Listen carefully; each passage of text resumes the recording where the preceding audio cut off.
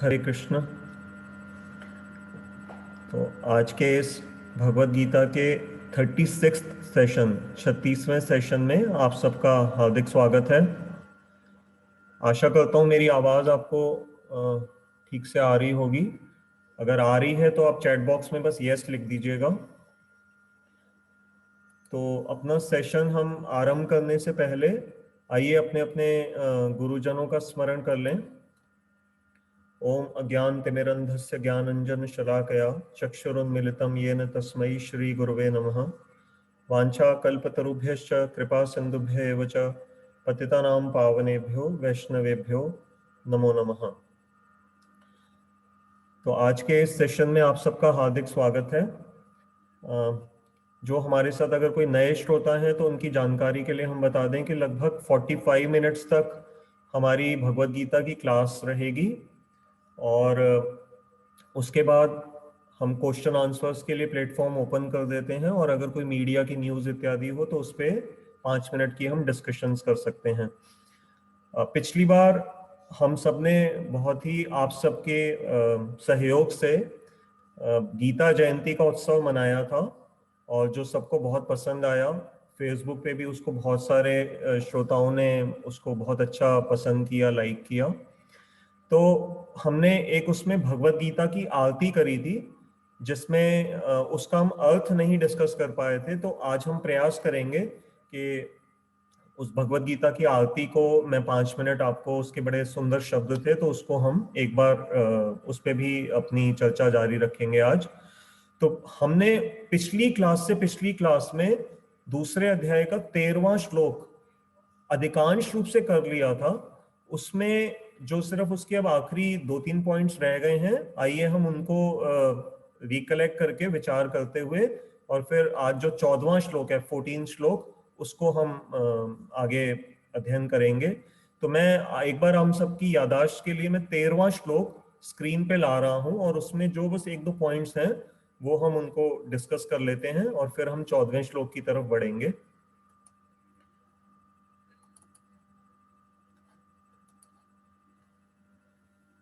तो ये आपकी स्क्रीन पे 13वां श्लोक है। बहुत ही प्रसिद्ध श्लोक है और क्योंकि हम इसका हिंदी अनुवाद इत्यादि संस्कृत से पहले पढ़ चुके हैं तो इसको बस जो इसमें 2-3 पॉइंट्स कम हैं मैं वो आपके सामने उनको कवर कर लेता हूं। अनुवाद में फिर भी एक बार आपकी याददाश्त के लिए पढ़ देता हूं। जिस प्रकार शरीरधारी जीवात्मा इस स्थूल शरीर में क्रमशः कुमार अवस्था, यौवन अवस्था तथा वृद्धावस्था प्राप्त करता है, उसी प्रकार मृत्यु उपरांत अर्थात मृत्यु के बाद जीवात्मा को अन्य शरीर प्राप्त होता है। धीर व्यक्ति इस विषय में अर्थात शरीर के नाश एवं उत्पत्ति के विषय में मोहित नहीं होते हैं। तो यहां पर भगवान कृष्ण अर्जुन को ये बात समझा रहे थे कि अर्जुन, तुम जो इस विषय पे शोक कर रहे हो या चिंता कर रहे हो कि भीष्म पितामह और द्रोणाचार्य जी का यदि वध हो जाएगा तुम्हारे हाथों या इस युद्ध में, तो उस घटना से तुम चिंतित होकर करके लड़ने के लिए तैयार नहीं हो रहे। परंतु भगवान ने उन्हें समझाया कि किस प्रकार से जो आत्मा है वो तो शरीर में नित्य रहता है और शरीर का तो परिवर्तन होता ही रहता है। और एक इशारे में भगवान इस श्लोक के माध्यम से अर्जुन को ये भी बात याद करवा रहे हैं कि अर्जुन, ये संसार का एक नित्य सत्य है कि जो युवा अवस्था वाला शरीर है अर्थात जो कोई नया शरीर है वो सबको ही बाय डिफॉल्ट यूनिवर्सली सबको अच्छा लगता है। ये हमारा भी अनुभव है। हम में से कुछ जो अपने जीवन की बाद की अवस्थाओं में पहुंच चुके हैं तो कई बार हम अपनी एल्बम्स देख करके उस समय बड़े प्रसन्न होते हैं कि हम युवा अवस्था में कितने सुंदर लगते थे। और युवा अवस्था सबको अच्छी लगती है, इसमें कोई शक की बात नहीं है। तो हमारे श्रीमद् भागवतम ग्रंथ में एक बड़ी सुंदर कथा आती है, उसको मैं बस 2 मिनट आपके सामने चर्चा करना चाहता हूँ। ये भागवत के 9वें स्कंद में 18वें अध्याय में महाराज ययाति की बड़ी प्रसिद्ध कथा है। आप में से कुछ ने शायद सुनी भी होगी। महाराज ययाति को उनके ससुर शुक्राचार्य जी के द्वारा एक ऐसा श्राप मिला, कोई ऐसी घटना हो गई थी तो जिसकी वजह से शुक्राचार्य जी ने महाराज ययाति को श्राप दिया कि तुम्हारी जो युवावस्था है तुम उसका अब भोग नहीं कर पाओगे और तुम्हें मैं श्राप देता हूं, तुम इसी समय जाकर के वृद्ध हो जाओ, अर्थात बूढ़े हो जाओ। तो ये श्राप सुन करके महाराज ययाति बहुत दुखी हो गए और उन्होंने उनसे बड़ी प्रार्थना करी कि आप इस श्राप से मुझे किसी तरह से मुक्त कर दीजिए।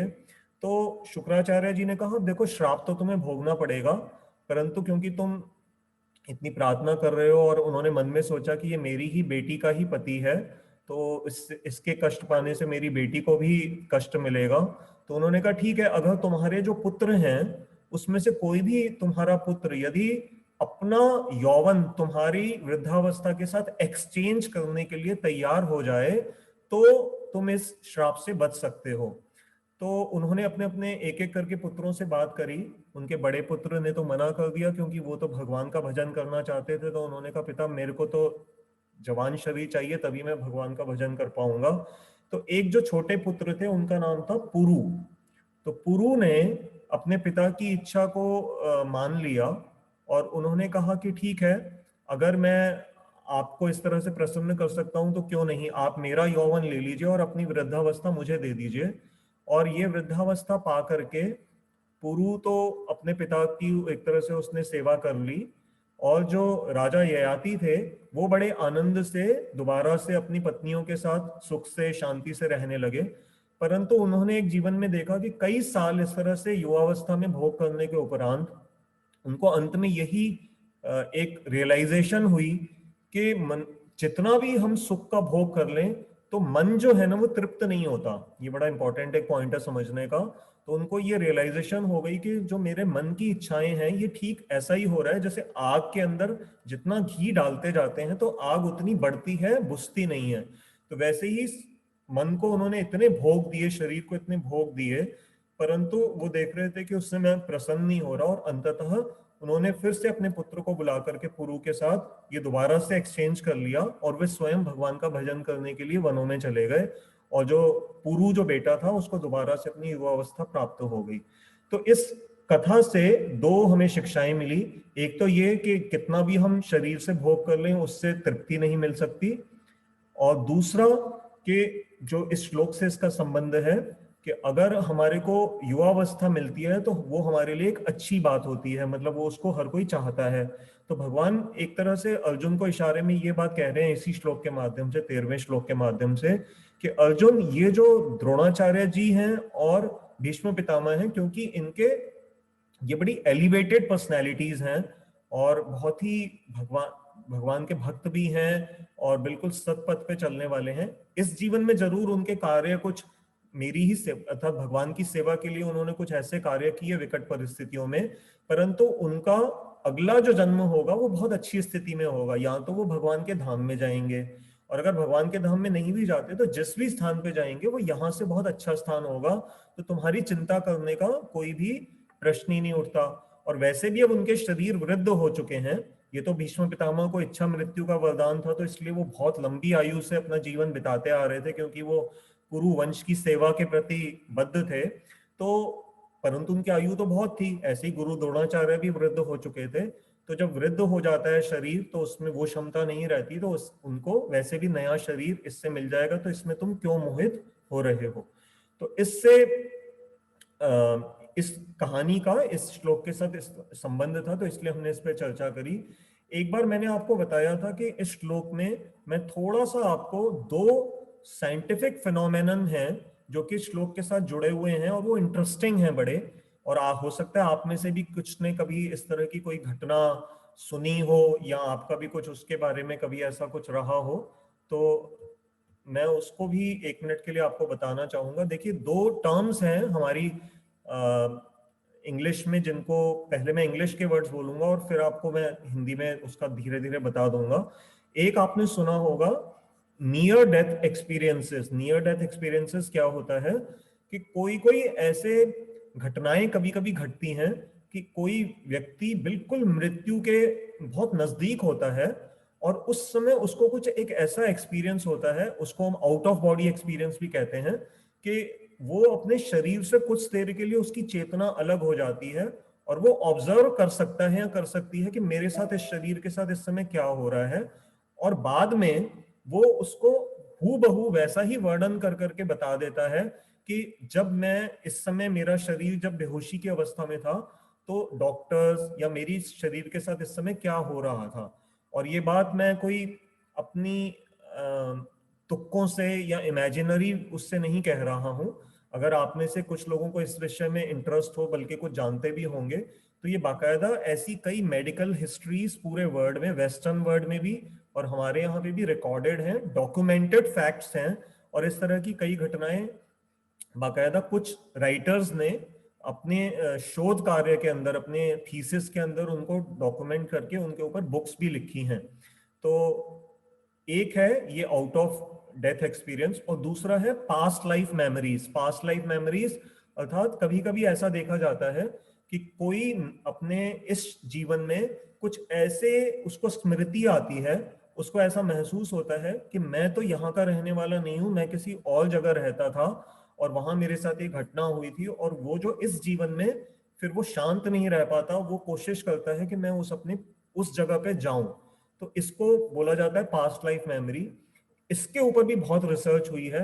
इनफैक्ट फॉरेन के ही, बाहर के देशों के कई बड़े बड़े स्कॉलर्स हैं, कुछ डॉक्टर्स हैं, जिन्होंने इस तरह की कई स्टडीज करी हैं, और उसमें से कई केस स्टडीज तो बहुत मशहूर हैं, जिनको काफी तरह से स्केप्टिकल तरीकों से भी देख लिया गया, और ये पाया गया कि इसमें कोई ऐसा नहीं है कि हम इसको ये कह सकें कि नहीं, ये व्यक्ति कोई झूठ बोल रहा है। अब मेरे सामने दो जो उदाहरण मैंने एक साइंटिस्ट ही हैं हमारे विंग में, श्री चैतन्य चरण प्रभु जी हैं, तो उन्होंने बाकायदा एक रीइंकार्नेशन एक बुक भी लिखी है। तो उन्होंने वैसे तो उन्होंने बहुत सारी स्टडीज को कोट किया है, परंतु उसमें से एक दो जो इंटरेस्टिंग एग्जांपल हैं, क्योंकि हमारा फिर क्लास नहीं तो बहुत लंबी चली जाएगी, मैं वो शॉर्ट में आपको बताना चाहूंगा। जैसे नियर डेथ एक्सपीरियंस में एक, ये फॉरेन में एक लड़की का केस था, मैं नाम लिखना भूल गया।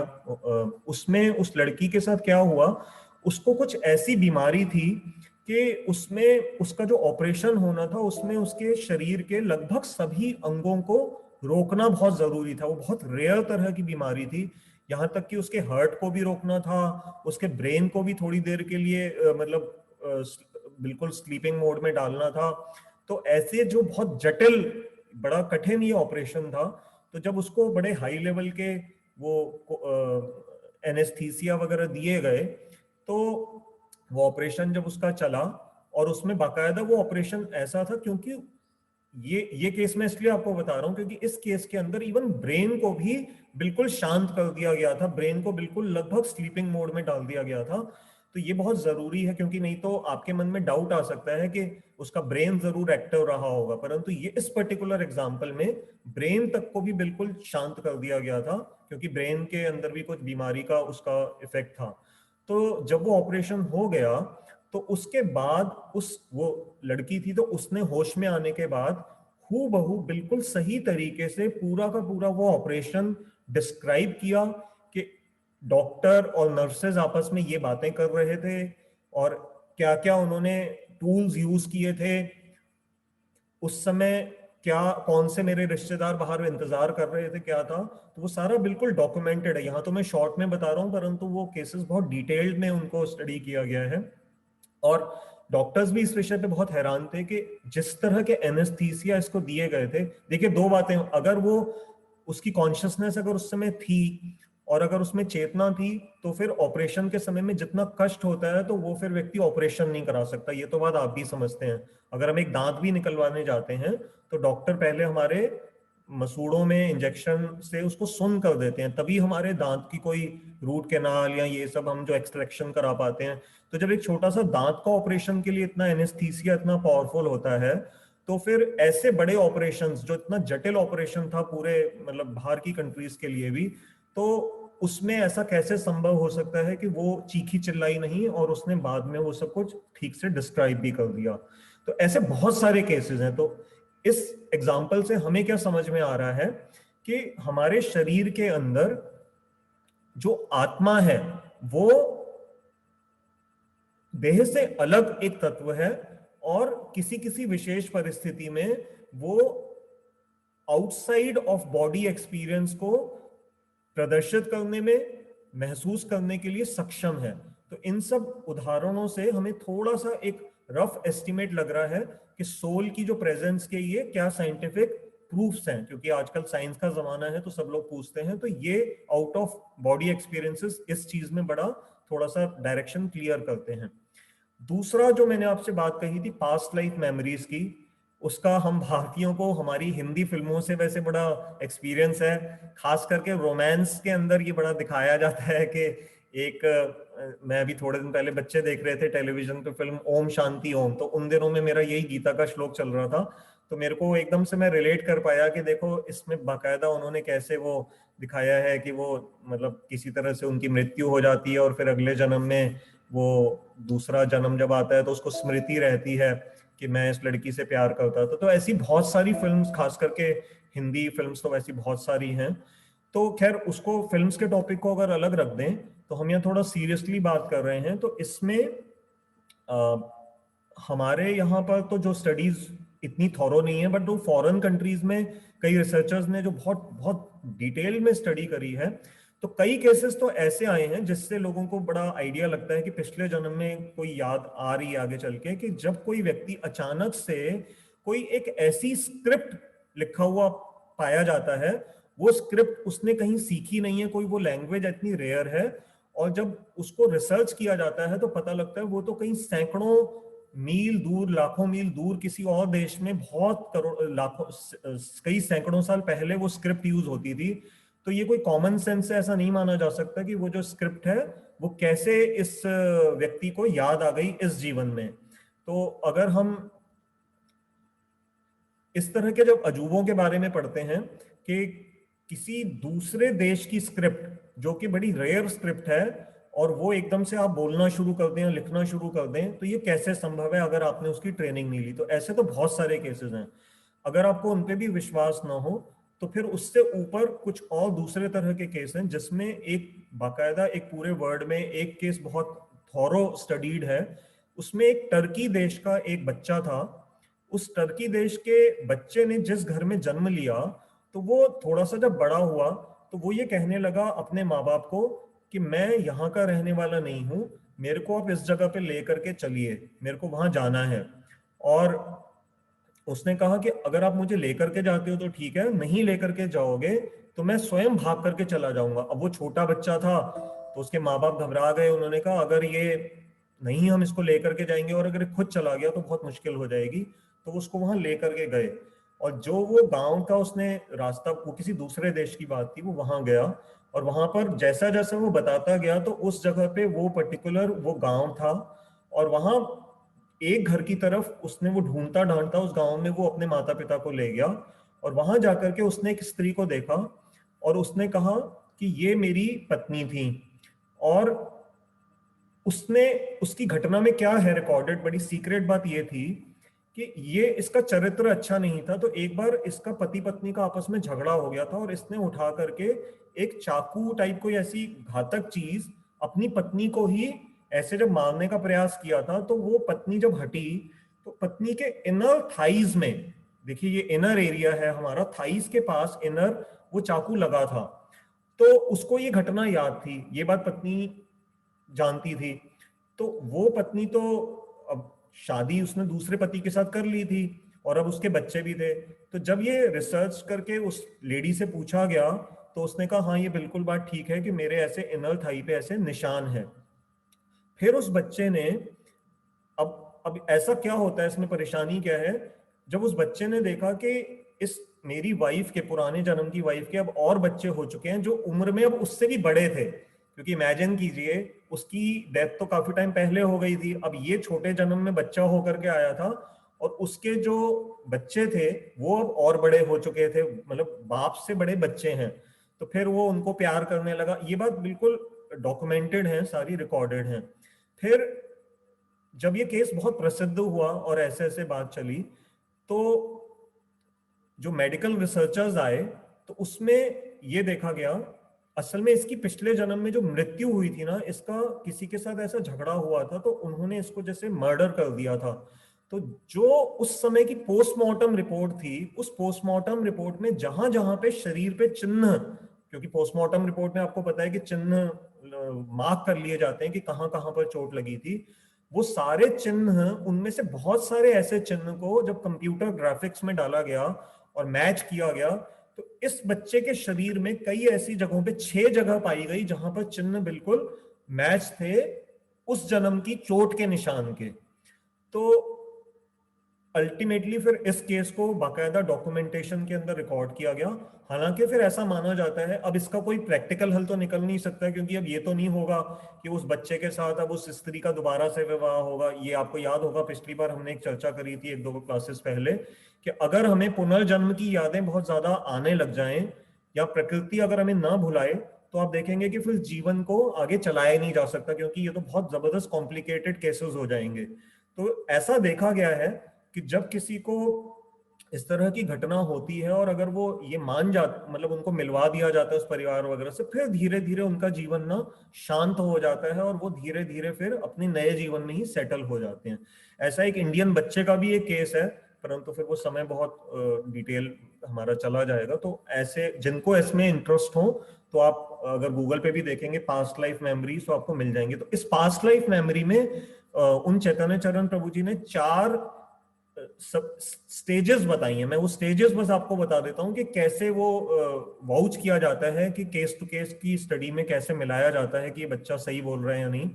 उसमें सबसे पहले बताया उन्होंने रिकलेक्शन। रिकलेक्शन मतलब पास्ट जीवन की कोई स्मृति आती है, आपको यादाश्त आएगी कि मेरे साथ ऐसा है, मैं कहीं गया। जैसे अब हमारे यहाँ फिल्मों में मुझे अभी भी याद आ रहा है, जैसे कर्ज फिल्म थी ऋषि कपूर की, तो उसमें डबल रोल था। तो ऋषि कपूर को ऐसे ही ना वो स्मृति उस जगह पे गया, तो वहां पर वो फिल्मों में दिखाते हैं उनको चक्कर आना शुरू हो गया। तो इस तरह की जो रिकलेक्शंस हैं वो बच्चे के अंदर देखी जाती हैं या किसी भी एज में देखी जा सकती हैं। सेकेंड स्टेज होती है रिकॉग्निशन।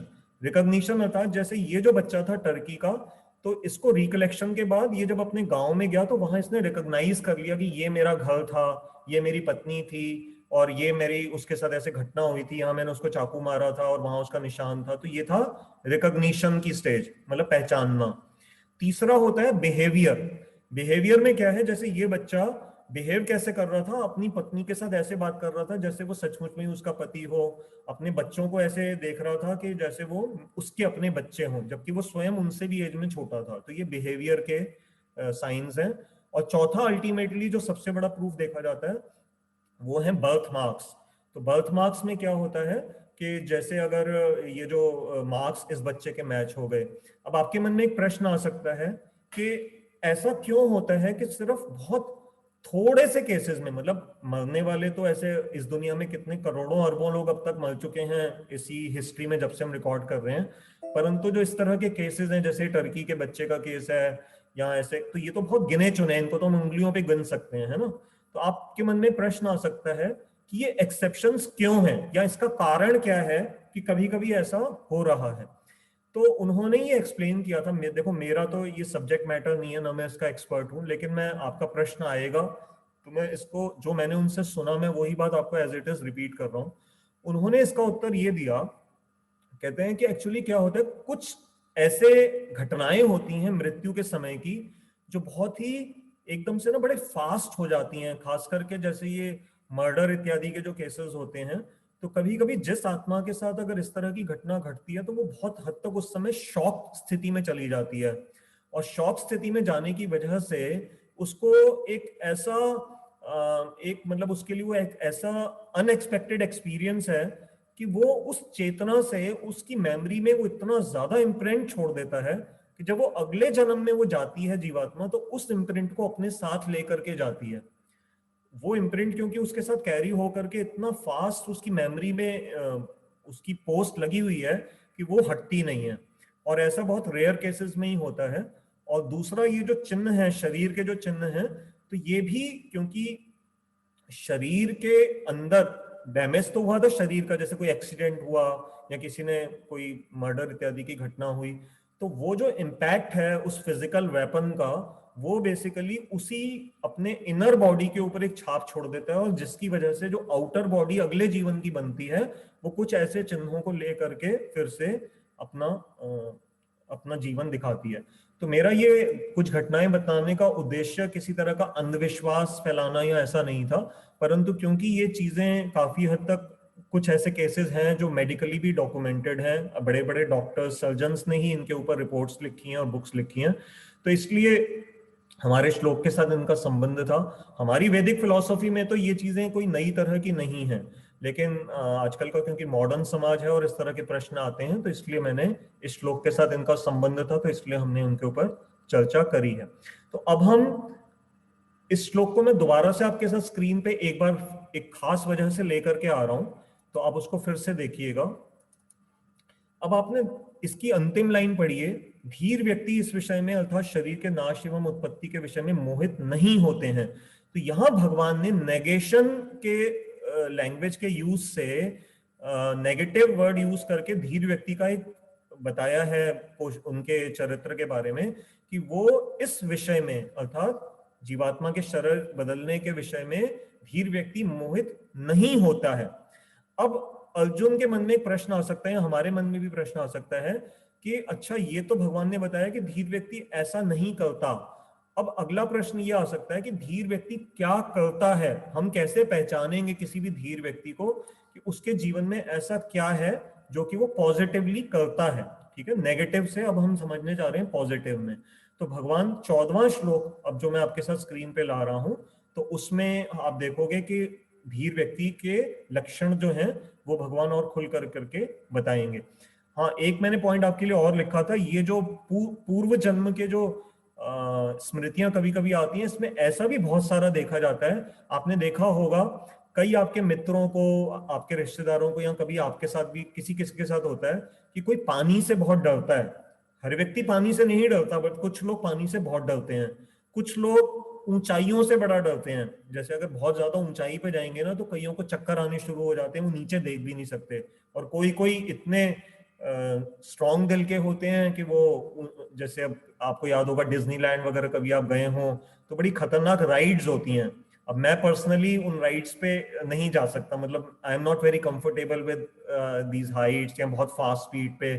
तो परंतु कई ऐसे हमारे मित्र हैं जो बहुत ही दिलेर होते हैं और ये बड़ी राइड्स को एंजॉय करते हैं। तो ये कुछ ऐसे चिन्ह हैं, तो तरह तरह के हमारे बिहेवियर के कैरेक्टरिस्टिक्स भी होते हैं जिनका कोई मेडिकली कोई जवाब नहीं है, लेकिन वो पास्ट लाइफ हिप्नोटिज्म की जो थेरेपीज होती हैं फिर उसको यूज करके उनको धीरे धीरे कई बार उस डर को उनसे निकाला जाता है। पास्ट लाइफ रिग्रेशन टेक्निक्स होती हैं, उनको यूज करके फिर उनके चित्त को ठीक किया जाता है, शांत किया जाता है, और ये भी एक तरीका है अपने मन से भय को हटाने का।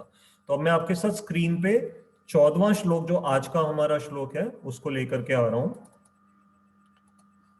तो आइए अब हम इसको थोड़ा सा डिटेल में ले लेते हैं। मैं पहले इसकी संस्कृत का उच्चारण कर रहा हूं। मात्रा स्पर्शास्तु कौन्तेय शीतोष्ण सुख दुःखदः आगम पायिनो अनित्यास्तान् स्थितिशक्स्व भारत। इसका अनुवाद पढ़ते हैं।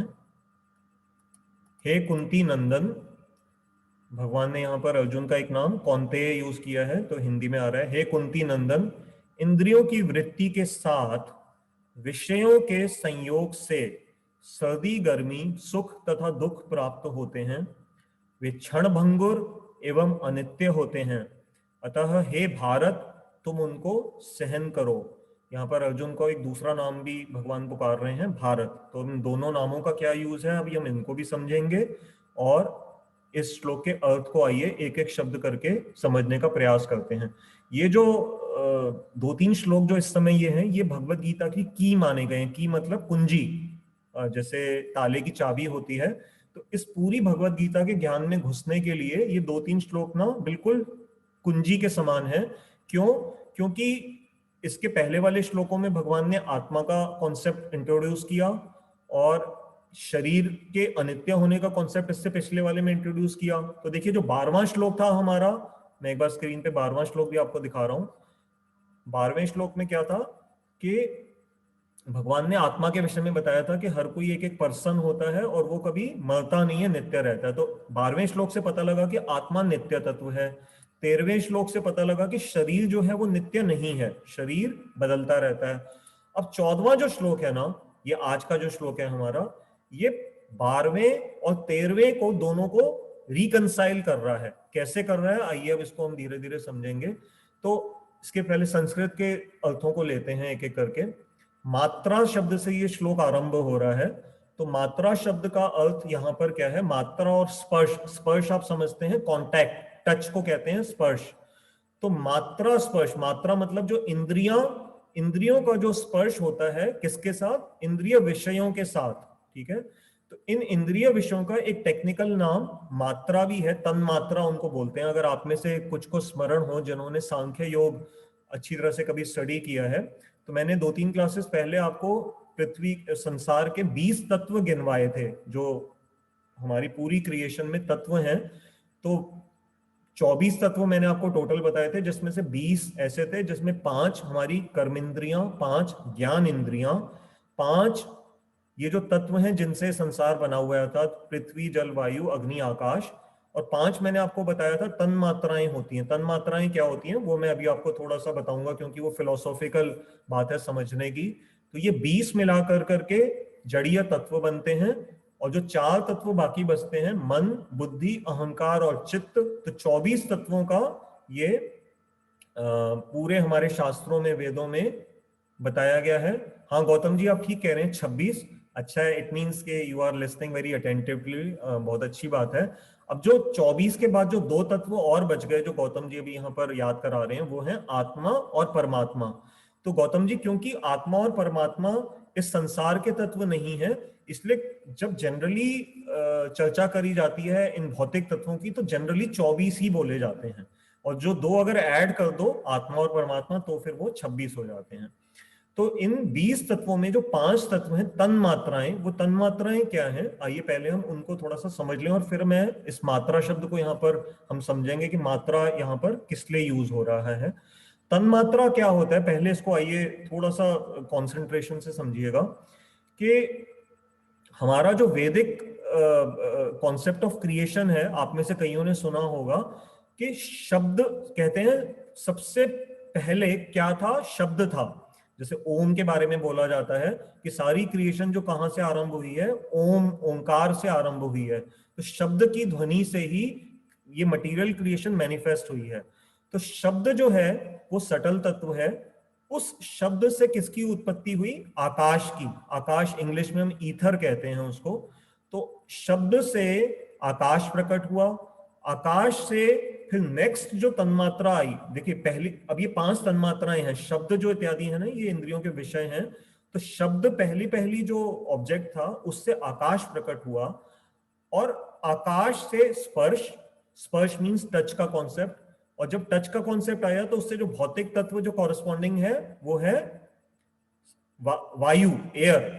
तो शब्द कहां ट्रेवल करता है, ईथर में। जो ये जो साउंड वाइब्रेशन है, जैसे मैं अभी बोल रहा हूं, अगर ये आप तक, अभी तो चलो आज का जमाने में तो ये इंटरनेट के थ्रू आप तक पहुंच रही है, परंतु जब हम एक दूसरे से बात कर रहे होते हैं तो हमारा साउंड कहां पर मतलब ट्रैवल करता है, इस आकाश में। ये जो ईथर है इसके अंदर साउंड ट्रैवल करता है, और साउंड तत्व से जब ये आकाश आया, फिर आकाश से स्पर्श, स्पर्श मींस टच की सेंसेशन। तो टच की सेंसेशन से फिर जो कॉरेस्पॉन्डिंग जो ग्रॉस तत्व है वो क्या है, वायु। तो आप देखते हो ना, जब वायु चलती है, जैसे आज मौसम बड़ा अलग ही तरह का था, तो जब वायु तेज चलती है तो वो स्पर्श, हमारे को वायु का स्पर्श होता है, टच। फिर उस वायु से अगला जो सटल तत्व है वो जुड़ा हुआ है रूप, ये तीसरी तन्मात्रा है रूप। और रूप का जो कॉरेस्पॉन्डिंग ग्रॉस तत्व है वो है अग्नि। तो आप देखेंगे आकाश में रूप नहीं है, ठीक है, आकाश में स्पर्श भी नहीं होता, लेकिन जो नेक्स्ट तत्व है वायु, तो वायु में क्या आ जाता है, टच आ जाता है। तो वायु के अंदर दोनों चीजें चलेंगी, साउंड भी चलेगा, शब्द, और टच भी आ जाता है। लेकिन वायु में रूप नहीं है, वायु हमें आंखों से नजर नहीं आती। तो वायु के बाद जो तीसरा जो ग्रॉस तत्व जो यहां पर अभी हमने चर्चा करी, अग्नि, फायर। फायर में क्या है, आप देखोगे साउंड भी ट्रांसमिट हो जाता है, ठीक है, वायु में टच भी है, और वायु में रूप भी आ जाता है, क्योंकि अग्नि हमारे को आंखों से नजर आती है, कहीं आग जल रही होती है तो आंखों से नजर आती है हमारे को। तो ये जो अग्नि है ये रूप के साथ कॉरेस्पॉन्ड करती है। फिर इस अग्नि के बाद जो अगली तन्मात्रा आती है वो है स्वाद, टेस्ट, रस जिसको हम कहते हैं। और ये जो रस है ये कॉरेस्पॉन्डिंगली कौन से फिर भौतिक तत्व में है, जल में। तो जल है ना, वाटर। अब आप देखिए वाटर के अंदर साउंड भी ट्रांसमिट हो जाती है, वाटर के अंदर टच भी है, वाटर के अंदर रूप भी है। अब आप एक आपके मन में प्रश्न आएगा कि केमिस्ट्री में तो हमने अपने स्कूल में पढ़ा था कि वाटर हैज नो फॉर्म। तो ये फॉर्म मतलब बेसिकली वाटर कम से कम आंखों से हमें नजर तो आता है ना, मैं उस रूप की बात कर रहा हूँ कि पानी अगर ग्लास में है तो हमें नजर तो आता है ना, कोई नदी बह रही है, समुद्र है, तो हम आंखों से देख सकते हैं। तो समुद्र, तो इसलिए वाटर के अंदर रूप भी है, और प्लस वाटर के अंदर रस। ये जो रस है आप देखेंगे पीछे वाले तीनों तत्वों में नहीं है, अग्नि में भी रस नहीं है, वायु में भी रस नहीं है, और आकाश में भी रस नहीं है। फिर जल के बाद जो अगला जो पांचवी तन्मात्रा है वो है गंध, स्मेल, फ्रेग्रेंस। और ये जो फ्रेग्रेंस है इसके साथ जो कॉरस्पॉन्डिंग जो भौतिक तत्व है, स्थूल तत्व, वो है भूमि, अर्थात ये जो अर्थ है। तो अर्थ के अंदर साउंड भी ट्रांसमिट करता है, अर्थ के अंदर टच भी है, हम अर्थ को टच भी कर सकते हैं, अर्थ के अंदर रूप भी है, हमें कोई भी फिजिकल चीज नजर आती है आंखों से, पृथ्वी को हम देख सकते हैं, और अर्थ के अंदर टेस्ट भी है। अगर आप कोई भी अर्थली चीज को मुंह से टच करेंगे तो आपको कुछ ना कुछ टेस्ट पता लगेगा। हम फ्रूट्स वगैरह भी कहाँ से पैदा हो रहे हैं, अर्थ से पैदा हो रहे हैं ना, अन्न भी वहीं से ही आ रहा है। और पांचवा, अर्थ के अंदर फ्रेग्रेंस, स्मेल भी है। जैसे आज बहुत तेज बारिश हुई है, तो आप देखते हो बारिश के बाद कई बार जमीन के पास आप जाओ, किसी खुले एरिया में, गार्डन वगैरह में जाओ, तो आपको बड़ी ना भीनी भीनी सी एक खुशबू, एक अलग ही तरह का एहसास होता है, जो फार्म से फ्रेश एक फ्रेग्रेंस आती है। तो अब इसको हम ब्रॉडली अब दोबारा से डिवाइड कर लेते हैं। मैंने आपके सामने 10 तत्व मेंशन किए, इन 10 में से 5 तो हैं ग्रॉस तत्व, आकाश, वायु, अग्नि, जल और भूमि, ये है फिजिकल तत्व। और इन पांचों के साथ जो कॉरस्पॉन्डिंग सटल तत्व हैं जिनको बोला जाता है तन्मात्रा, वो तन्मात्रा क्या हुई, शब्द, स्पर्श, रूप, स्वाद और गंध, ये 5 तन्मात्राएं हैं। अब इन्हीं 5 तन्मात्राओं के कॉरस्पॉन्डिंग रिलेशन में हमारी एक एक ज्ञानेंद्रिय है, जिसको हम इंग्लिश में बोलते हैं नॉलेज की sense, sorry sense of knowledge. तो सेंस ऑफ नॉलेज क्या क्या है, देखिए एक एक कॉरस्पॉन्डिंग में। शब्द की क्या है, आप स्वयं भी इसका जवाब दे सकते हैं। शब्द हम कहां से, हमारे शरीर में कौन सी इंद्री उसके साथ एसोसिएटेड है, कान, हम कान से सुनते हैं, तो शब्द का रिलेशन है कान के साथ, कर्ण जिसको बोलते हैं संस्कृत में। स्पर्श जो है तन्मात्रा, स्पर्श कैसे महसूस होता है, टच हमारे को स्किन के थ्रू। तो जो त्वचा है, त्वचा हमारी एक ऐसी ज्ञानेंद्रिय है जिसके थ्रू हमारी टच सेंसेशन से महसूस करते हैं, कोई भी चीज को हम टच करके महसूस कर लेते हैं। जैसे खाना खा रहे होंगे, हमारी पहले भारतीय संस्कृति में क्या था कि हम लोग हाथ से खाते थे। तो इसका बड़ा, मेरे को किसी ने बताया था कि बड़ा साइंटिफिक रीजन होता था, क्योंकि जब पहले जो रसोई घर होता था तो उसके पास ही कोई ऐसा स्थान होता था कि लोग चौकी लगा करके जमीन पे बैठा करते थे, और गरम गरम खाना बना, पहले तो स्टोर करने का कॉन्सेप्ट नहीं था ना, फ्रेश खाना बनता था। तो फ्रेश जैसे गरम गरम मान लीजिए चपाती बनी, वो चपाती एकदम सर्व होने आई है, सब्जी फ्रेश बनी है। अब जब आप हाथ से खाते हो, ऑफ कोर्स हाथ धो करके ही हम पहले बैठते थे, हमारे यहाँ आचमन का जो सिस्टम है, आचमन करने की जो क्रिया होती है, आप मंदिरों में भी देखते हो ना पुजारियों को, अब तो पुजारियों को ही हम देखते हैं आचमन करते हुए। पहले क्या होता था कि खाना इत्यादि खाने से पहले हम हाथ भी धो लेते थे और आचमन कर लिया करते थे, और अपने आसपास जल का छिड़काव कर देते थे। जल का छिड़काव करने का क्या पर्पस है कि अगर कोई हमारे आसपास कोई छोटे छोटे ये जो कीड़े मकोड़े अगर घूम रहे हो तो ये हम तक ना आ पाए। अब जो हमने अपने बेयर हैंड से जब उस गर्म फुलके को हाथ लगाया, चपाती को या चावल को या सब्जी को, तो हमारी स्किन जो है वो टच करते ही हमारे ब्रेन को सिग्नल दे देती है कि कितने गर्म लेवल का खाना जीभ तक पहुंचने वाला है, क्योंकि जीभ बड़ा एक इंपॉर्टेंट, एक बड़ा डेलिकेट ऑर्गन है हमारा। तो अगर हमारे को ब्रेन को जब सिग्नल पहुंच गया कि इतना गर्म खाना अभी मुंह में आने वाला है, तो हमारा ब्रेन एक मतलब एक सेफ्टी मोड में आ जाता है। अगर बहुत गर्म होगा तो वो एकदम से इंस्ट्रक्शन देगा कि नहीं, इसको जीभ से आप मत टच करना। परंतु अब समय के साथ अब हम भी अंग्रेजों को फॉलो करने लगे, अब हमारे घरों में भी चम्मच और कटलरी दूसरी तरह की आ गई है। तो चम्मच के साथ क्या है, इसकी कुछ सुविधा तो है, ऑफकोर्स चम्मच का एक अलग फायदा है, परंतु चम्मच के साथ नेगेटिव पॉइंट क्या है कि जब हम कोई भी चीज खाते हैं तो कई बार आपने देखा होगा, बहुत गरम गरम हलवा आया, एकदम से मुंह में डाल लिया और आप एकदम से पानी मांगते हो। या कभी आइसक्रीम वगैरह एकदम खा रहे हो, ठंड के दिनों में फ्रिज से निकाली, चम्मच ने उसको टच किया और एकदम से आइसक्रीम मुंह में डाल दिया, और फिर एकदम से ऐसा मुंह हो जाता है कि हम उसको लगता है कि we want to throw it out. तो ये टच का था। तो इसलिए स्पर्श का त्वचा के साथ लिंक है। रूप का हमारा किसके साथ है, आंख के साथ। तो आई जो हमारी नॉलेज की जो सेंस है, इससे हम देखते हैं, किसी भी रूप को देख करके या तो आकर्षित होते हैं या हम उसको वो कर देते हैं, डिस्क्वालीफाई कर देते हैं। और स्वाद, स्वाद हम सबको पता है, जिह्वा, हमारी ये जो जीभ है ये टेस्ट हमें करवाती है। और पांचवा गंध, उसके लिए हमारी जो नोज है, नाक है, वो हमारे को वो देती है, सूंघने की जो ताकत है वो हमें इस इंद्रिय से मिलती है। तो मात्रा शब्द क्यों इस श्लोक, आज हम बस ये पहला ही शब्द ही कर पाएंगे। मात्रा शब्द का क्या अर्थ है यहाँ पर?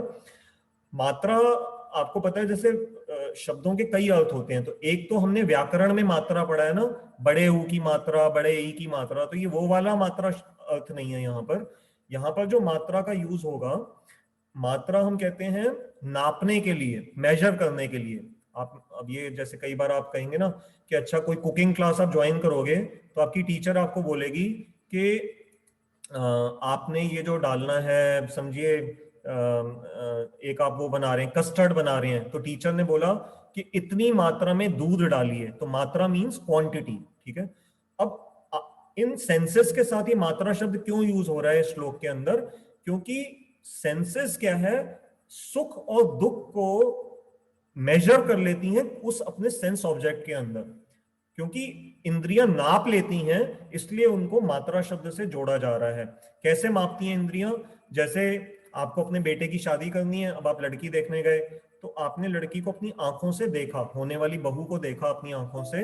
अब आपकी आंखों ने उस रूप को जज किया, आपने मनी मन आपने अब कैलकुलेशन करी कि मेरे बेटे की पर्सनैलिटी ऐसी है और मेरी ये जो बहू रानी होने वाली है इनकी पर्सनैलिटी ऐसी है, क्या दोनों का मैच होगा, नहीं होगा? तो ये क्या है, आपका ब्रेन जो है मेजरमेंट कर रहा है through the sense of knowledge, जो कि आई इस केस में रूप को जज कर रही है। ऐसी टेस्ट, उसी बहू रानी को बोला कि अच्छा आप कुछ नया खाना बना करके खिलाइए, तो वो जो बना करके लाई, जब आपने वो चखा, तो अब आप एनालाइज कर रहे हो कि ये इन्होंने अच्छा बनाया या अभी इसमें नमक ज्यादा था, नमक कम था। तो हमने टेस्ट से उसकी मात्रा को चखा। तो ऐसे आप देख सकते हैं हर चीज के अंदर जो मेजरमेंट है ना, हमारा सारा जो जीवन है वो इन 5 सेंसेस के थ्रू, इन 5 तन मात्राओं को अर्थात इन सेंस ऑब्जेक्ट्स को मेजर करने में ही हम अधिकांश समय अपना बिताते हैं। तो वो इसलिए यहाँ मात्रा शब्द आया है। तो आज हमारा समय हो गया है, हम मात्रा शब्द आज हमने कवर कर लिया है। अब ये पूरा श्लोक बचा हुआ है क्योंकि इसमें कुंती जी की पूरी स्टोरी आएगी इसके अंदर, क्योंकि भगवान ने कौनते यहाँ पर श्लोक में क्यों बोला, भारत क्यों बोला है, और इसमें जो धीर व्यक्ति का क्या लक्षण भगवान बता रहे हैं कि वो क्या सहन करेगा, इसको फिर हम अगली क्लास में लेंगे। तो आप सबको यहाँ पर बहुत बहुत धन्यवाद, आपने इतने साइलेंस से और उस तरह से आपने इसको सम्मान देते हुए सुना। तो अब हम अपना प्लेटफॉर्म प्रश्नों के लिए ओपन कर रहे हैं। आप में से जो भी, जिनके भी कोई प्रश्न है आज की क्लास से रिलेशन में या पहले वाले, तो प्लीज अपने अच्छा यहाँ तो कई हाथ उठे हुए हैं, गौतम जी का है, डॉक्टर मीनाक्षी का भी है। तो चलिए हम एक एक करके इनको अनम्यूट करते हैं। तो आप अपने प्रश्न रखिएगा और फिर हमारे पास जो 2-3 एक्टिविटीज और हैं हम उनको फिर उस समय ले लेंगे। तो मैं गौतम जी पहले आपको अनम्यूट कर रहा हूँ, कृपया करके आप अपना प्रश्न पूछिए। जय श्री कृष्ण कमल जी। जय श्री कृष्ण गौतम जी। कमल जी, एक क्वेश्चन तो जो शुरू में आपने वो टर्की वाला एक इंसिडेंट शेयर किया वहां से आया, और उसका दूसरा पार्ट 12वें और 13वें श्लोक से कनेक्टेड है। जब हम बात कर रहे थे आत्मा और शरीर की, तो एक सवाल तो ये था कि जब मृत्यु हो जाती है तो शरीर के साथ जो किया जाता है वो अलग अलग धर्मों में, अलग अलग संस्कृति में थोड़ा सा डिफरेंट है। तो उस पर थोड़ा चाह रहा था कि आप बताते हैं कि उसका रीजन क्या है। जैसे कि कहीं दफनाने का है, कहीं जलाने का है, तो उसकी साइंस क्या है, थोड़ा वो बताइए। और दूसरा, ये जो टर्की वाले बच्चे का आपने बताया, इसमें मतलब शरीर को, क्योंकि वो जैसे 12वें और 13वें श्लोक में बताया गया था कि शरीर का, एक जन्म के शरीर का दूसरे जन्म के शरीर से कोई कनेक्शन नहीं है, तो वो निशान कैसे रीअपीयर हो सकते हैं, वो थोड़ा क्यूरियोसिटी वाला एक इशू है। मैं जानता था गौतम जी। और एक छोटा सा हिस्सा इसका एक और भी है कि जैसे जो लोग, मतलब जो साधु संत होते हैं ना, मैंने ये सुना है कि इंडिया में उनके शरीर को जलाया नहीं जाता, और साइंस उसकी ये बताते हैं कि शायद उनके शरीर में आत्मा और शरीर का उतना स्ट्रॉन्ग कनेक्शन नहीं है कि जलाने की जरूरत पड़े। और जलाया इसलिए जाता है नॉर्मली कि आत्मा और शरीर को अलग अलग करने प्रॉपर तरीके से, ये साइंस होती है। हम्म। तो ये सही है कि नहीं, हम्म। इस पे अपना इनपुट दीजिएगा। धन्यवाद। सबसे पहले आपका जो आखिरी आपने एक जो कमेंट किया है, ये बात बिल्कुल ठीक है। हमारे अपने संप्रदाय में, जैसे मैं गौड़ीय वैष्णव मध्व ब्रह्म गौड़ीय वैष्णव संप्रदाय में दीक्षित हूँ, बंसल जी ने भी जानते हैं। तो उसमें हमने वैष्णवों को अपने जैसे गुरुजनों ने जब जब भी संसार को छोड़ा है, या स्वयं इस्कॉन के प्रभुपाद जी हैं, तो जब आप इस्कॉन का मंदिर जाते हैं वृंदावन में, तो आप देखते हैं कि वहां मेन मंदिर के साथ एक अलग सेक्शन है जहां प्रभुपाद जी की समाधि है। तो समाधि का अर्थ यही होता है कि हमारे इन महान वैष्णव आचार्यों को, बिल्कुल ठीक आपने कहा, कि अग्नि नहीं दी जाती है, और उनको ये वीडियोस भी उपलब्ध हैं, उनको नमक के लेप इत्यादि करके, और बाकायदा उनकी संन्यास ड्रेस, जैसे अगर वो संन्यास वेश में है, उनको पुष्प इत्यादि दे करके, और काफी सारी जो सामग्रियां आरती इत्यादि करके, और उनको जमीन में समाधि दी जाती है। इसका प्रिसाइज रीजन, ये बड़ा एक थोड़ा सा सेंसिटिव विषय है। मैं अभी इसके ऊपर कोई आपको एग्जैक्ट कमेंट नहीं दूंगा। मैं अपने सीनियर से पूछ के आपको बता दूंगा कि समाधि आचार्यों को क्यों दी जाती है। लेकिन ये बात बिल्कुल ठीक है कि हाँ, उनको अग्नि के लिए, अब आपने एक रीजन खुद ही बोला कि शायद ऐसा माना जाता है क्योंकि उनका शरीर और आत्मा का इतना ज्यादा कनेक्शन है ही नहीं, वो तो पहले से ही रियलाइज सोल्स हैं। तो ये तो फंडामेंटली फिलोसॉफिकली तो ये बात बिल्कुल ठीक है, और हो सकता है ये भी कारण हो, या बहुत कारणों में से एक कारण ये हो सकता है जो आपने मेंशन किया। परंतु इसका हमारे शास्त्रों में इसका क्या एग्जैक्ट रीजन क्या है कि क्यों उन्हें मतलब अग्नि के सुपुर्द नहीं किया जाता और समाधि ही जमीन में क्यों दी जाती है, मैं थोड़ा सा अपने और सीनियर से पूछ के, क्योंकि आचार्यों से रिलेटेड बात है और मैं कोई ऐसा वेग सा कोई जवाब नहीं देना चाहता। अब आपने, अच्छा, यहाँ पर एक अनुराधा जी ने बताया कि आज ही विशाखा दीदी ने बताया है, तो ठीक है। जो आप अनुराधा जी, आपने मुझे कमेंट दिया है, अगर आपको कोई परेशानी ना हो तो मेरी आपसे रिक्वेस्ट है कि मैं आपको भी अनम्यूट कर दूंगा। मैं पहले गौतम जी के और क्वेश्चंस को कर दूं, तो आप बोलना चाहें आप बोल दीजिएगा, और अगर आपको बोलने में कोई झिझक हो रही हो तो आप थोड़ा सा कमेंट बॉक्स में भले डाल दीजिए, तो हम सबको उसकी वो मिल जाएगी, नॉलेज मिल जाएगी। दूसरा आपने पूछा गौतम जी के अलग अलग धर्मों में अलग अलग कस्टम्स क्यों हैं। तो अंततः जो उद्देश्य है वो तो यही है कि जो मृत शरीर है वो किसी न किसी तरह से उसको दोबारा से 5 भौतिक तत्वों को वापस दे देना है। क्योंकि वो एक तरह से समझिए जैसे किसी से हमने उधार लिया हुआ, जैसे बैंक से उधार लिया है तो बाद में बैंक को वो वापस करना ही करना है। तो ऐसे ही इन्हीं 5 तत्वों से ये शरीर बना हुआ है, और अंततः इन्हीं 5 तत्वों को ये एक एक तत्व वापस कर देना है। अब हमारी जो वैदिक सनातन परंपरा है उसमें हम क्रीमेशन करते हैं, और सिखों में भी क्रीमेशन होती है, अगर if I am not wrong. और जो क्रिश्चियंस और मुस्लिम जो धर्म है उसमें दफनाने की प्रक्रिया है, और पारसी धर्म में शायद कुछ ऐसा है कि वो लोग कहीं फेंक देते हैं शरीर को, और जो कुछ ये जो जंगली वल्चर्स इत्यादि होते हैं ये शरीर को खा लेते हैं, और इस तरह से प्रकृति को वो शरीर वापस लौट जाता है। अब किस धर्म ने उसको क्यों क्यों चुना है, तो उसका बहुत एग्जैक्ट वही बात फिर से आ जाएगी कि मेरे पास, मतलब ये मेरे ज्ञान की कमी हो सकती है कि मेरे पास उनके कोई बहुत एग्जैक्ट आंसर्स इस समय नहीं है कि हम हमारे यहाँ सनातन धर्म पद्धति में हम जलाते प्रिसाइजली किस लिए हैं। क्योंकि जरूर कहीं शास्त्रों में मेंशन होगा कि ये जो लकड़ी की चिता पे जब हम अग्नि दे करके किसी का संस्कार करते हैं तो वो उसका क्या यूटिलिटी है, कुछ ना कुछ जरूर शास्त्रों में बताया होगा। और ऐसी आई एम श्योर दूसरे धर्मों में भी उनके धर्माचार्यों ने बहुत सोच समझ करके ही वो चुना होगा, क्योंकि हर धर्म की अपनी एक फिलॉसफी होती है। तो जैसे क्रिश्चियंस, थोड़ा सा इसमें यहाँ ये फर्क है, मैं आपको हल्का सा बता सकता हूँ कि हमारे हिंदू सनातन धर्म में तो रीइंकार्नेशन का कॉन्सेप्ट है। तो उनमें क्या है, क्रिश्चियनिटी में वो थोड़े थोड़े से सटल डिफरेंसेस हैं। जैसे वो क्या है कि आत्मा में तो विश्वास करते हैं, परंतु उनके यहाँ रीइंकार्नेशन में उनका वो नहीं है, वो लोग रीइंकार्नेशन को नहीं मानते हैं। और कुछ ऐसे धर्मों में उनका ये भी विश्वास है कि कुछ जब प्रलय का समय इत्यादि आएगा, जब वो कहते हैं कायनात खत्म होगी, तो फिर उस समय रिसरेक्शन होगी। रिसरेक्शन मतलब जैसे कि वो मृत्यु के उस जगह से ही उनको दोबारा से जन्म, मतलब वहां से मैनिफेस्ट कर दिया जाएगा, और फिर वहां उनको चांस मिलेगा कि वो या तो हमेशा हमेशा के लिए स्वर्ग में चले जाएं, हेवन में जिसको वो कहते हैं, जैसे जन्नत, मुस्लिम्स में जन्नत बोला जाएगा, क्रिश्चियनिटी में उसको हेवन बोलेंगे। तो इनके कुछ विचार मिलते जुलते हैं, तो इसलिए वो शरीर को ना नाश नहीं करते, मतलब अग्नि देने से तो वो शरीर समाप्त हो गया, तो उनमें रीइंकार्नेशन का कॉन्सेप्ट नहीं है।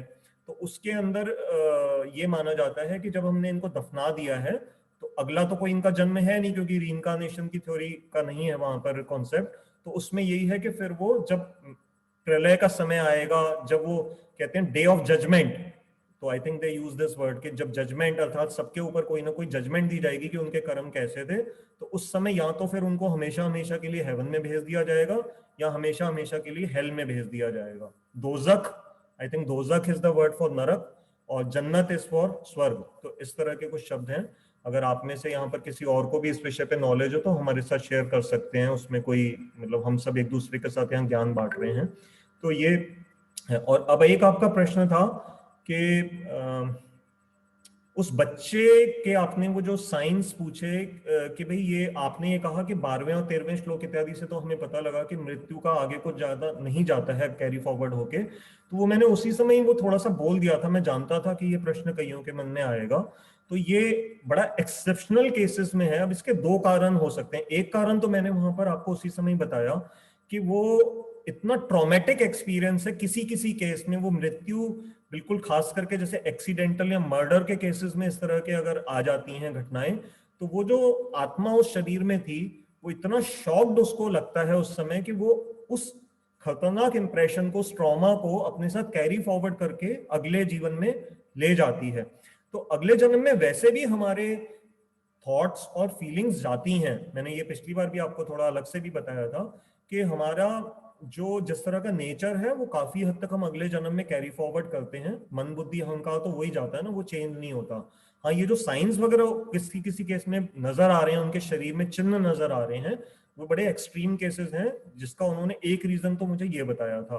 दूसरा रीजन ये हो सकता है, ये भगवान की या प्रकृति की एक तरह से हमारे ऊपर एक, जैसे जिसको कहते हैं ना, एक थोड़ा सा एक इंडिकेशन देने का तरीका है कि भगवान भी संसार के अंदर जैसे खुद आकर के कभी कभी कुछ मिरेकल्स करते हैं। जैसे जीसस क्राइस्ट, पूरे क्रिश्चियनिटी में ये बड़ा इंपॉर्टेंट एक बात है कि जीसस क्राइस्ट को जब क्रूसीफाई कर दिया गया तो कुछ दिनों के बाद वो गुड फ्राइडे जिसको वो कहते हैं शायद, तो वो वहां पर दोबारा से प्रकट हो गए, रिसरेक्शन हुई उनकी, मतलब जमीन से वो दोबारा से प्रकट हुए। तो ये बहुत बड़ी एक घटना है जिसके ऊपर पूरी क्रिश्चियनिटी बहुत विश्वास उनका बढ़ता है।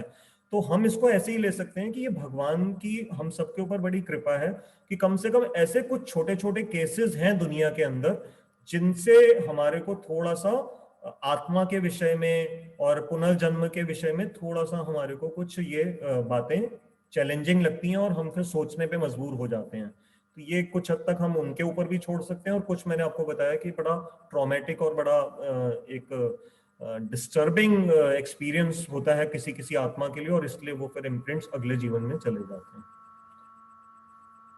तो गौतम जी, मैं आपको दोबारा से अनम्यूट कर रहा हूं, अगर आप कुछ सहमत हुए, और of course I can understand अभी एक दो सवाल अनआंसर्ड हैं, तो वो मेरे को इन दीदी ने पर्सनल आईडी पे लिखा है कि वो कुछ एक रिकॉर्ड। हाँ कमल जी मेरी क्वेरी सॉर्ट हो गई है, थैंक यू। ठीक है, ठीक है। तो मुझे वो जो अपने जी आचार्यों का पता ठीक है लगेगा जी। कि उन्हें समाधि क्यों दी जाती है, तो वो मेरे को ये दीदी अनुराधा जी ने लिखा है, वो मेरे को वीडियो भेज देंगी, या मैं विशाखा दीदी से खुद पूछ लूंगा, और फिर मैं अगली क्लास में, ये बड़ा सिंपल सा पॉइंट है, मैं ठीक है। क्लियर कर दूंगा। अब मैं डॉक्टर मीनाक्षी को अनम्यूट कर रहा हूँ, वो कुछ कहना चाहती हैं। जी, जय श्री कृष्णा कमल जी। जय श्री कृष्ण। और सबको नमस्कार। अब मेरा क्वेश्चन कुछ जैसे उससे मिलता जुलता है जो आपने एंड का पार्ट बताया है। वो तो इम्प्रेशंस की बात तो ठीक है, क्योंकि एक सूक्ष्म शरीर है और एक हमारा फिजिकल शरीर है। तो मैं ये सोचती हूँ कि जो आकस्मिक कोई बात होती है तो शायद इम्पैक्ट आत्मा पे जाता होगा और वो कैरी फॉरवर्ड हो जाता होगा। लेकिन सबसे बड़ा क्वेश्चन ये है कि जब कोई मनुष्य की मृत्यु हो जाती है जो कि कर्म पे डिपेंडेंट है कि वो कर्म करता है क्या है, तो ये जो आकस्मिक मृत्यु जो होती है किसी भी वजह से, हम उसमें देखते हैं जो बुक्स में लिखा गया है कि दोबारा से जन्म हो जाता है या उसको याद रहता है, तो उसको क्या और योनियों के थ्रू पास नहीं होना पड़ता? मतलब कि उसने जैसे कर्म किए थे पहले, आपने एक बारी बताया था कि भाई जो उसके कर्म रह गए उसके भुगतने के लिए उसको दूसरा शरीर मिलता है, लेकिन उसको मनुष्य शरीर मिल जाएगा दोबारा। ये तो बहुत अचंभे की बात है, क्योंकि वो उसने अगर कर्म ही बहुत अच्छी नहीं करे तो एकदम से सबको पास करता हुआ वो वहां कैसे पहुंचा? अभी इन एग्जाम्पल्स में, क्योंकि आज हमने सिर्फ एक ही केस लिया है, तो पहले तो अब ये विचार कर लीजिए कि जो भी इस तरह के डॉक्यूमेंटेड हिस्ट्रीज हैं, तो ऐसा नहीं हर एक में लिखा गया है कि ये सभी के सभी केसेस कोई पापी लोगों के थे। तो I would like to clarify here, maybe आप उसको थोड़ा सा ऐसे रिलेट कर रही हैं कि ये जो जैसे केस है तो इनको मनुष्य जीवन मिलने के ये लायक नहीं थे, तो ऐसा नहीं था।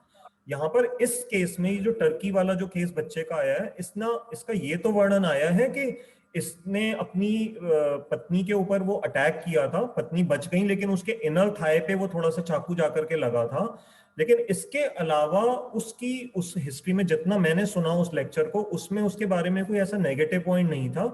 उसकी जो मृत्यु हुई थी, वो मृत्यु उसको किसी और लोगों ने मारा था, मतलब he was murdered, he was not the murderer.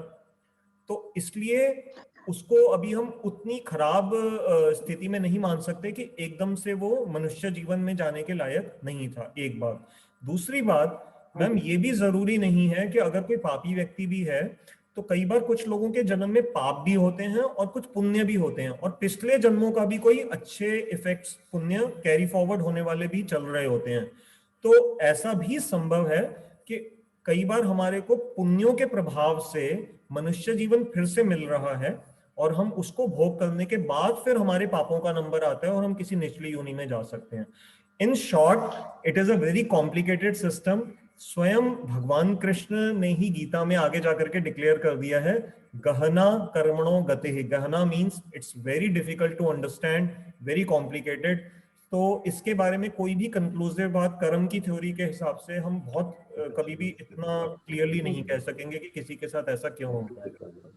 नहीं कमल जी, जैसे ज्योतिष विद्या में जी।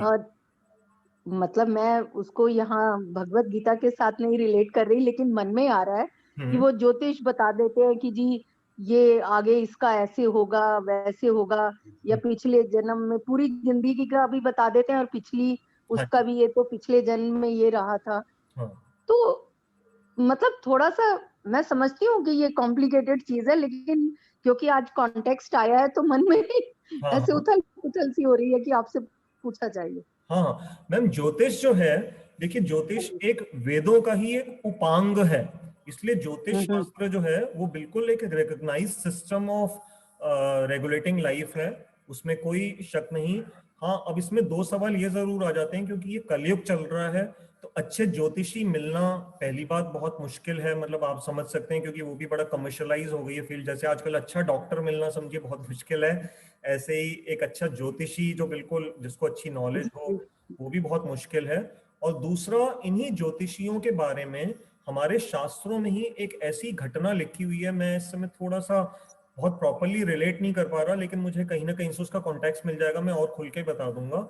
उनको ये एक तरह का श्राप दिया गया है कलयुग के लिए कि तुम जो बोल सकोगे वो तो तुम ठीक बता दोगे, लेकिन जो तुम वो बताओगे ना, जैसे कोई मोड ऑफ करेक्शन कि आप ये कर लेंगे तो आपका ये दोष हट जाएगा, तो वो उन्हीं को ही कुछ हद तक एक ऐसी कोई घटना है हमारे पुराणों या शास्त्रों में कलयुग से रिलेटेड कि उसके अंदर उनकी एफिकेसी को रिस्ट्रिक्ट कर दिया गया है कि तुम्हारी जो ये जो प्रिडिक्शन की पावर है ये तो काम करेगी, बट करेक्शन की पावर जो है वो पूरी तरह से नहीं इस समय इफेक्टिव होगी इस युग में।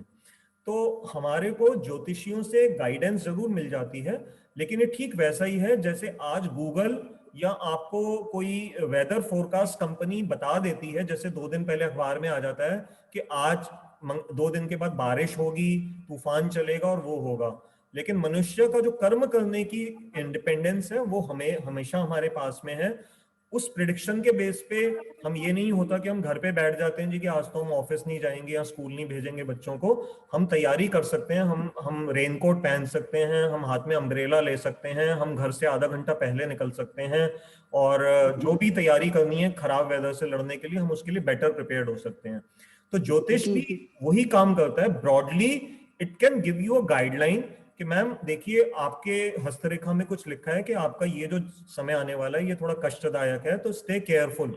तो वो उसके बाद अगर आपको पहले से वार्निंग मिल गई है कि आपका हो सकता है मैम सड़क पे चलने से, आप फिसलने से, या कोई भी एक घटना आपके साथ घटने वाली है, तो आपको भगवान ने बड़ी अच्छी एक वार्निंग दे दी है, आप कम से कम केयरफुल हो सकता है। लेकिन अगर आप ये सोचें जी मेरे को तो ज्योतिषी ने कह दिया कि मेरे को तो कोई चोट लगनी है, उसके बाद आप केयरलेस हो जाएं और पता लग रहा है कि आप केला का छिलका पड़ा हुआ जानबूझ के आप उस पर पैर रख रही हैं कि नहीं मेरे को तो ज्योतिषी ने ही बोला था कि जी फिसलना है तो मैं तो इस पे ही फिसलूंगी, तो ये मनुष्य की बेवकूफी। जी धन्यवाद Kamal ji. Thank you ma'am, interesting questions. तो let me see in the chat box के और कोई प्रश्न तो नहीं आया है, तो ठीक है उसमें और कोई प्रश्न नहीं है। अब मुझे सिर्फ 1 मिनट का समय दीजिएगा, हालांकि 6 बज गए हैं, परंतु हम और कुछ नहीं तो भगवत गीता की आरती का अर्थ ले लेते हैं। और एक आज हमारे ना बड़े दूर से एक बड़ी खुशी की बात है, पाकिस्तान में मतलब एक मेरे कजन के कजन कल जुड़े हमारे साथ, तो वो लोग वहाँ बहुत अच्छा कृष्ण भक्ति का वो प्रचार करते हैं। मैं 1 मिनट सिर्फ पार्टिसिपेंट्स में देख लूं कि क्या वो आज जुड़े हुए हैं। उन्होंने कभी जूम उनको यूज करना आता नहीं है, but he was saying, Sandeep ji हैं, 1 मिनट में वो सिर्फ नाम देख लूं एक बार के लिए। कमल साजनानी जी तो हैं जुड़े हुए, 1 मिनट, संदीप जी ने जुड़ना था, ओके शायद नजर नहीं आ रहे हैं। उनको एक्चुअली जूम यूज करना नहीं आता, तो मैं चलिए वो जब भी सीख जाएंगे तो वो जुड़ जाएंगे। तो आज हम बस फटाफट से 1 मिनट वो भगवत गीता की आरती में 1 मिनट आपको फटाफट बस वो हम कर लेते हैं आज, ठीक है। और उसके बाद फिर हम अपनी क्लास को विश्राम देंगे। 1 सेकंड का समय दीजिएगा, क्योंकि फिर वो रह जाएगी हमारी, कभी फिर आगे नहीं आ पाएगी। 1 मिनट।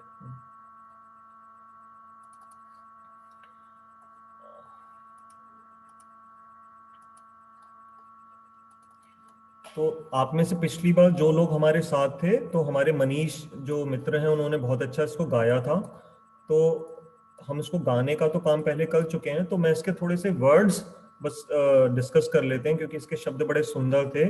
इसमें कह रहे हैं पहली लाइन में, जय भगवद गीते जय भगवद गीते, हरि हिय कमल विहारिणी सुंदर सुपुनीते। तो ये गीता जी के बारे में कह रहे हैं कि हरि, हरि अर्थात भगवान के लिए ही आ रहा है, भगवान नारायण, भगवान विष्णु या भगवान कृष्ण के लिए। हिय मतलब मैंने ये अर्थ देखा था गूगल पे, तो मुझे पता लगा कि ये हृदय के लिए है। तो ये भगवान के हृदय जो कमल, हृदय कमल बोला जाता है भगवान का, वहां पर ये गीता जी विहार करती हैं, तो इसलिए बोल रहे हैं विहारिणी सुंदर सुपुनीते। पुनीत कहते हैं जो पवित्र होती हैं बड़ी अपने आप में, तो ये कैसी हैं, सुंदर भी हैं और बहुत पवित्र हैं। सुपुनीत है, सुपुनीत मतलब बहुत पवित्र हैं। कर्म सुमर्म प्रकाशिनी, तो क्या है, कर्म की थ्योरी को ये बड़े ही मार्मिक तरीके से प्रकाश डालती हैं उसके ऊपर। आगे कह रही है काम आसक्ति हरा, तो काम, क्रोध, लोभ, मोह, आसक्ति इत्यादि ये जो दुर्गुण हैं हमारे अंदर, इनको ये भगवत गीता जी हरने की ताकत रखती हैं, तो इसलिए कह रहे हैं काम आसक्ति हरा। तत्व ज्ञान विकासिनी, तो ये जो अभी हम जैसे इस समय जो दूसरे अध्याय में जो भी हमारी चर्चा चल रही है, ये क्या है, तत्व ज्ञान है। तत्व ज्ञान किसको कहते हैं, जो फिलोसॉफिकल ट्रुथ्स होते हैं तत्वों के बारे में, तो वो उनको बोला जाता है तत्व ज्ञान। तो तत्व ज्ञान विकासिनी, हमारे तत्व ज्ञान को विकास करती हैं। विद्या ब्रह्म परा, और ये कैसी विद्या है, ये पर ब्रह्म के बारे में बताने वाली है, या ब्रह्म के बारे में परा विद्या है। इस शब्द के दोनों अर्थ निकल सकते हैं, विद्या विद्या ब्रह्म परा, परा मतलब श्रेष्ठ। आगे कह रहे हैं निश्चल भक्ति विधायनी, तो ये ऐसी भक्ति हमें सिखाएंगी जो कि निश्चल हो। निश्चल मतलब देखिए, एक होता है ब्लाइंड भक्ति, मतलब हमारे यहाँ भारत में अधिकांश लोग क्या है, हम कहीं पे भी हमें कोई बोलता है, हम वो विश्वास करके फॉलो करना शुरू कर देते हैं, लेकिन फिर कुछ बात जीवन में घटना घट जाती है, हम उसको छोड़ देते हैं। तो अनन्या भक्ति, निश्चला भक्ति क्या होती है, जो कि दृढ़ रहे। तो निश्चल भक्ति विधायिनी, निर्मल मलहारी, निर्मल अर्थात जो भी मल अर्थात जो गंदगी है हमारे जीवन से उसको वो हटा देती हैं गीता, और मलहारी, मल, इस मल को हरण भी कर लेती हैं। शरण रहस्य प्रदायिनी, तो जैसे इस गीता को सुनने के बाद अर्जुन ने भगवान कृष्ण की शरण ली और उसका रहस्य हमें पता लगा, तो शरण रहस्य प्रदायिनी सब विधि सुखकारी, सब प्रकार से ये सुखकारी हैं भगवत गीता जी। आगे कह रहे हैं राग द्वेष विदारिणी। तो ये जो राग और द्वेष, जो दो भयंकर बीमारियां हम सबको जो ग्रसित करके बैठी हुई हैं, उनका वो विदार करने वाली हैं, उनको दूर करने वाली हैं। कारिणी मोद सदा, मोद मतलब प्रसन्नता। तो ये जो भगवत गीता है, ये हमें और भगवान दोनों को प्रसन्न करती हैं अपने इस उच्च ज्ञान से। भव भय हारिणी, देखिए कितने सुंदर शब्द हैं, भव भय हारिणी। तो ये जो भव सागर है, जिसमें एक के बाद एक जन्म मृत्यु के संसार में हम हैं, उस भय को ये हर लेती हैं। तारिणी, तारिणी अर्थात हमारे को उद्धार करने वाली हैं, तार देंगी यहाँ से। परमानंद प्रदा, तो भगवान की भक्ति का, उनके ज्ञान का आनंद प्रदान करने वाली हैं। परमानंद प्रदा, प्रदान करने वाली हैं। आसुर भाव विनाशिनी, जितने भी आसुरिक भाव हैं हमारे हृदय में, उनका वो विनाश करती हैं। नाशिनी तम रजनी, रजनी कहते हैं रात को, तो तम अर्थात अंधकार, तो अंधकार की रात को ये नाश करने वाली हैं भगवत गीता जी। आगे कह रहे हैं दैवी सद्गुण दायिनी, तो ये सिर्फ सद्गुण ही नहीं देंगी, ये दैवी सद्गुण देंगी। दैवी सद्गुण क्या होते हैं, ये आगे 16वें अध्याय में हमें और अच्छी तरह समझ में आएंगे, जो दैवी गुण कौन से हैं, आसुरिक गुण कौन से हैं, वो सब ये देने वाली हैं। हरि रसिका सजनी, तो हरि रसिका सजनी, इसके कई अर्थ हो सकते हैं। एक तो ये कि भगवान की जो लीलाएं हैं उनको वो बड़े ही अच्छे रूप से प्रेजेंट कर रही हैं। दूसरा, ऐसा ज्ञान दे रही हैं जिससे कि हमारा हरि की लीलाओं में रस आना हमें आरंभ हो जाएगा, तो हरि रसिका सजनी। और तीसरा ये भी हो सकता है कि हरि को रस देती हैं अपने इस ज्ञान के प्रचार से भक्तों को उनकी तरफ ला करके। आगे कह रहे हैं समता त्याग सिखावनी, क्या सिखाती हैं गीता जी हमें, सब में समता का भाव। तो ये जो आज का श्लोक है, अगली बार जब हम इसको डिटेल में लेंगे तो हमें समझ में आएगा ये कैसे समता सिखाती हैं, और त्याग का भी संदेश देती हैं कि त्याग कैसे करना है। हरि मुख की वाणी, इनकी सबसे बड़ी मुख्य बात क्या है गीता जी की, ये भगवान के मुख की वाणी है। सकल शास्त्र की स्वामिनी, सारे शास्त्रों की ये स्वामिनी है। और श्रुतियों की रानी, श्रुति कहते हैं जो भी हमारे वेद और उपनिषद हैं उनको श्रुति कहा जाता है, तो उन श्रुतियों की ये रानी है। दया सुधा बरसाविनी मातु कृपा कीजिए, हे माँ, हे गीता मैया आप हम पर कृपा करिए। दया सुधा बरसाविनी, कि आप दया की सुधा, जो अमृत की जो वर्षा है, उसको हमारे ऊपर करिए अपनी दया से। हरि पद प्रेम दान कर अपनों कर लीजिए। तो इसका जो उद्देश्य क्या है भगवत गीता को पढ़ने का, इस आरती से हमें अंतिम पंक्ति से पता लग रहा है। हरि पद, भगवान के चरणों में प्रेम प्रदान कर अपनों कर लीजिए, हमें आप अपना लीजिए, अपनी शरण में ले लीजिए। तो क्योंकि इसके बड़े सुंदर अर्थ थे तो मैं आज का मौका छोड़ना नहीं चाहता था। तो बहुत बहुत धन्यवाद आप सबका जुड़ने के लिए। जो नए श्रोता हैं उनका विशेष स्वागत। ये गीता की क्लास हमारा प्रयास रहता है हर संडे शाम को जूम पे ही 5 से 6 बजे होती है और फेसबुक पे भी लाइव जाती है। और जो भी पुरानी क्लासेस हैं वो कमल गीता क्लासेस नाम का एक यूट्यूब पे चैनल है, आप वहाँ पे देख सकते हैं। और मेरा जो मोबाइल नंबर है मैं चैट बॉक्स में डाल देता हूँ, जो लोग नहीं जानते हैं कृपया करके यहाँ से ले लीजिए, 9810094098। तो मैंने लिख दिया, यहाँ से आप ले लीजिए 9810094098। अब हम सभी मिलके हरे कृष्ण महामंत्र का एक बार सब उच्चारण कर लेते हैं। हरे कृष्ण कृष्ण कृष्ण हरे हरे, हरे राम राम राम हरे हरे। तो आप सबका बहुत बहुत धन्यवाद। यदि कुछ बोलने में मिस्टेक हुई हो तो उसको नेग्लेक्ट कीजिएगा या ज्ञान दे करके उसको हमारा भी अज्ञान दूर करिएगा। हरे कृष्ण, धन्यवाद।